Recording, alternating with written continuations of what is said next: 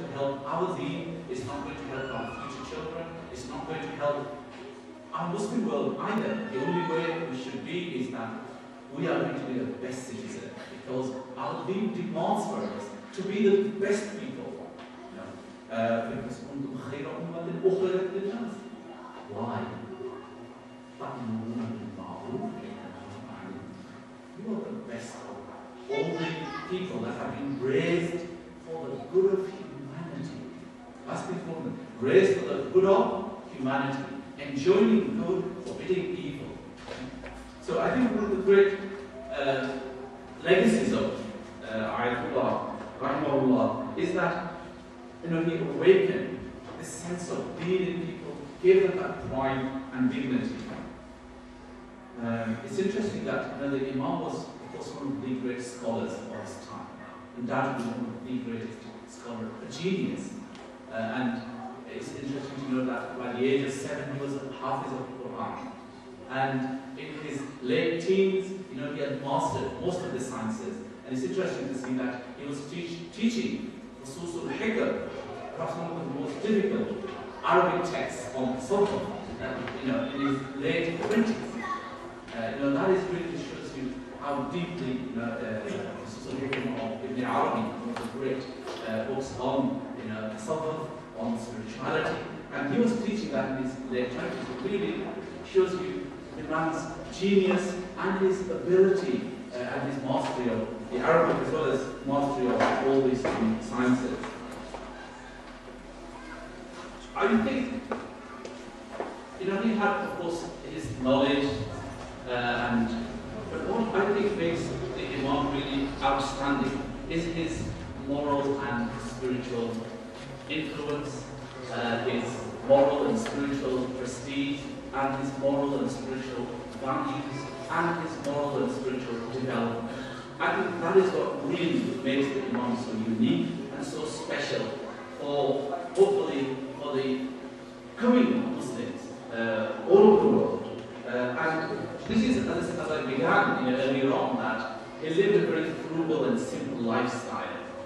And in this age of affluence, particularly for us, for British Muslims here, we live in perhaps one of the most affluent country in the world. We live,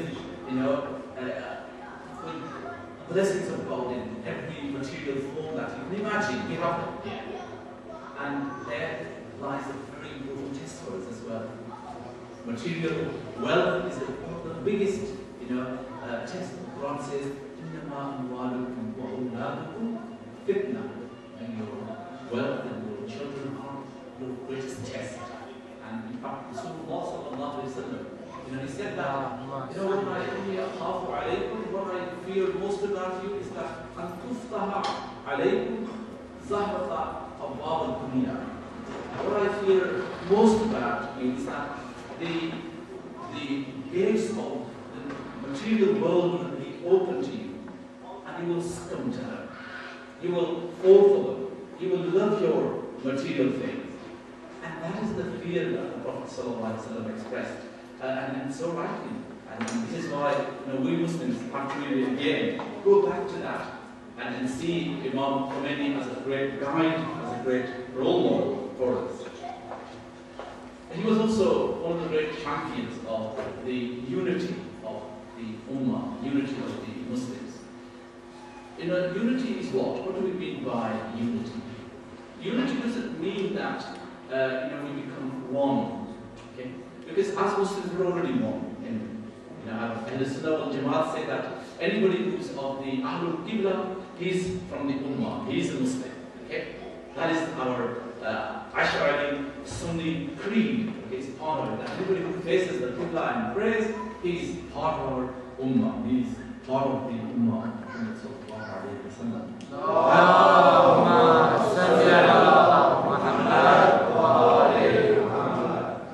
And unity also, the Prophet said that that the differences in my ummah are a source of mercy and blessing. And there is no doubt of that.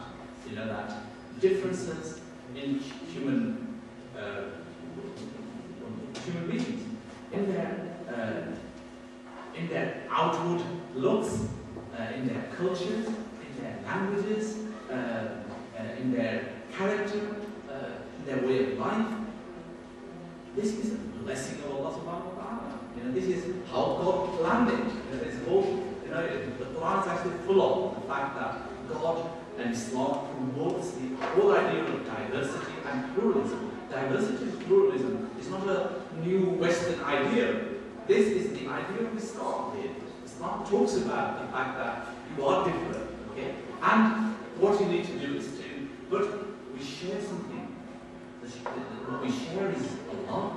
We share Muhammad Rasulullah sallallahu alaihi wasallam. We share the deen. We share the hope. You know, this is what is common amongst us. And of course, this lays the foundations. The rest are really superficial in many ways. And we are talking about, you know, this is God's, this again is a sign of God's magnificence, God's ability to create. Just imagine how boring it would be if we didn't have this diversity. You know, there are something like 12 million species of living things. 12 million. If we didn't have that diversity, the world would be very poor. It would be very meager, to be honest. And same with humanity. Allah has created all those differences. And this is why the ulama from very beginning have accepted differences. It's very interesting. You know, I remember when I was a student, you know, our teachers used to say that, you know, this is what Imam Abu Hanifa says, this is what Imam Jafar said, this is what Imam Malik said, and this is what Imam Shafi says, and this is what, say, Imam Abu Yusuf, for example, said. They all differ. And we would say, Rahimahullah, may Allah bless them all. Okay. And so these are, you know, and then the Jumhur say this, okay, or this is what they, and this is interesting, you know, the whole idea of democracy, Jumhur say this, the majority say this. This is, you know, a very common sort of phrase in the Muslim tradition, asked with a you. So this difference is really a great rahmah. So when we talk about unity, it doesn't mean that we shouldn't be different. Of course. We should be different, we have to be different, because that is how Allah has planned us to be. We are to be different. But we are, and that difference should not be, you know, a source of strife, should not be a source of conflict, really. And that is what we need to be managing. Okay? How do we honor one another's differences? How do we respect one another's differences and accept this reality? And the Imam himself, of course, knew this. I come from an institution, Al-Azhar, where they accept 5 schools of fiqh. You know, and you'll say, well, the Ahl Sunnah wal Jama'at are very familiar with 4, which is the 5th one, and that is the Jafari school of fiqh. You know, and that is one of the, and Al-Azhar is more than 1,000 years old, one of the greatest, you know, the Sunni institution, and it accepts the Jafari school of fiqh as one of the legitimate Islamic school of thought. Imam-Khomeini himself was somebody who also promoted this notion of plurality, of divergence, of differences. Yet, he wanted all the Muslims to remain united in their main cause. Now, our main cause is what? Our main cause is to stand for justice, for truth, for Allah subhanahu wa ta'ala, and to submit to God. Okay? And to be truthful to our deen. That is what his mission was. It wasn't to make everybody a Shia. Okay? That was not his mission. Really. He appreciated the differences. For example, it is well reported about him that, you know, unity between the Shias and Sunnis was his most lasting and deep concern he had.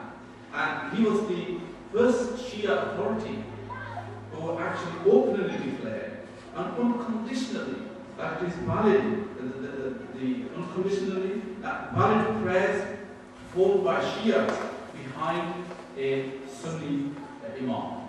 And that is actually to show you the broad-mindedness, the openness, and the transparency of this great man. And I think that is what really makes him so special, and I think a great role model for modern all scholars and leaders. And I hope that it would be a, you know, we need to study his life, particularly from the moral and spiritual angle.